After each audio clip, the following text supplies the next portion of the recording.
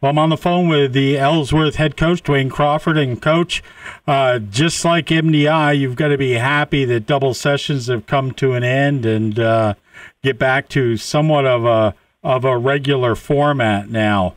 Tell us how practices have gone. You had the controlled scrimmage against Mount View on Monday as well. Actually, I'll be happy when the kids get back to school and practices are at 3:30 to 6 instead of 5:30 to 7:30. There's been some late days, so it'll be nice to get home at a decent hour once we get them back into school and get an earlier start to the practice time. But got to be a little cooler, though, the way nights have been, to at least practicing at night. Yeah, well, actually, it's still been, with the weather, it's still been pretty hot and humid, but not compared to what it is at noontime. So, it's been nice for practicing at night. And last night we were all waterlogged when we got off the field. But exactly with the rain. Yeah, but it was a long week of 2 days, and the kids worked really hard. We'd sent out a survey in the winter, and the consistent theme was they wanted to work harder. And in previous years, we devoted part of the morning practices to X's and O's, and this year was strictly conditioning. So we had from 7 to 8:30 of nothing but conditioning, and they're a better team for it. They really appreciated it, even though it hurt, especially the first couple of days. We're in much better shape than we were last year, and I think that'll pay dividends down the road. Oh, no question. I mean, with football the way it is, I mean, probably 75% of the time, outside of some unforced errors, the better conditioned team comes out victorious.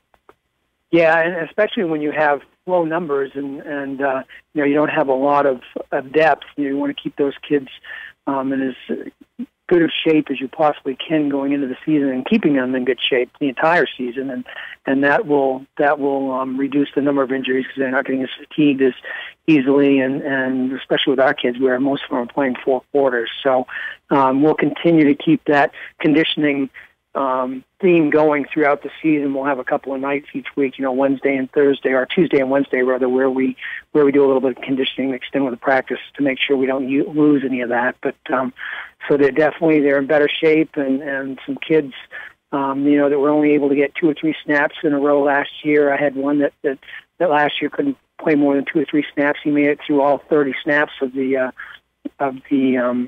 controlled scrimmage. So that's awesome. It was good to see. Yeah.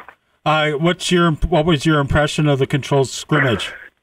We started out slow. The one started out slow, but ended up doing really well. I mean, comparatively speaking, Mount View is going to be one of the toughest teams in the league this year. I have no doubt about that. They were running midline option and a lot of option plays, and we struggled a little bit with that. But compared to our scrimmage with Orono last year, where we weren't able to do much of anything, we scored. We moved the ball well at times, and defensively, once we got on track, we stopped them. So I was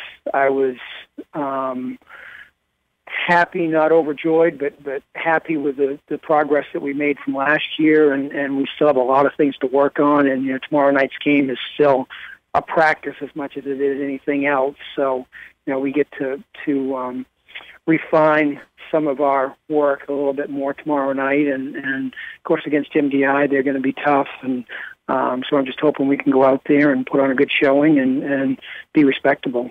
Well, what are you looking to gain or see or prove against MDI? Well, we'd like to be able to be competitive with them. Last year we were fairly close at halftime, and I'd like to be able to maintain that same level. The defense played well last year, the offense not so well, so we want to come out and have a balanced attack with both offense and defense, and get the ball moving and be able to eat up some of the clock on the offensive side of the ball, not leave the defense out there the entire first half. So some of the plays that we ran on Monday on the backs weren't as crisp as they needed to be, and were off a little bit in where they were supposed to hit at the offensive line. So we've hopefully cleaned that up this week, and they'll be a little bit better and a little bit more crisp, and so we're just looking for an improvement over Monday, and go from there. Injury-wise, I know you sustained well, not you, but the team sustained a sprained ankle to, was it the quarterback or? Yeah, Andrew Brown sprained his ankle in conditioning on Thursday morning, last Thursday morning, and he should be good to go against Orono, but he won't be playing tomorrow night. Okay. And I mean, and that's tough because when your number one quarterback goes down, everything changes. It does, and we're so thin. Our number two quarterback was our wing back, so he's moved quarterback. We've had to move somebody else over at wing back who was going to be a backup tailback to give Connor Petros a breather, and so that's all changed now. And now we've got a couple of players having to learn two positions. And with this offense, even though getting the play sheet ready for tomorrow, we only have 8 plays, which is fine with me. I'd rather have 8 that you can run really well than 20 that you can't run well. Right. So, but the offensive line has a lot of responsibility. We're always pulling somebody. There's a lot of reads they have to make based on where the defense lines up, and the backs have to be able to read that too. So you start moving people around in the backfield, and it becomes a little bit more difficult. So it's a domino effect. You lose one, and you move somebody in, and that person has to come from another position. So it changes things a little bit. All right. Well, it's hard to believe we're starting another season with the coaches shows. We'll have you up here live on the internet every Monday and Thursday, and we look forward to calling the game tomorrow night and wish you best of luck in the season. Well, thanks, Chris, and we look forward to having you there, and I can't wait to get it kicked off tomorrow night, although there will be no kickoff tomorrow night. We'll start the ball at the 30, but we'll be underway anyway, and so it'll be fun, and we always have a good time, and Mark has a class act down there with MDI. He's done a great job over the years, and it's always fun to play him, so we'll be looking forward to it.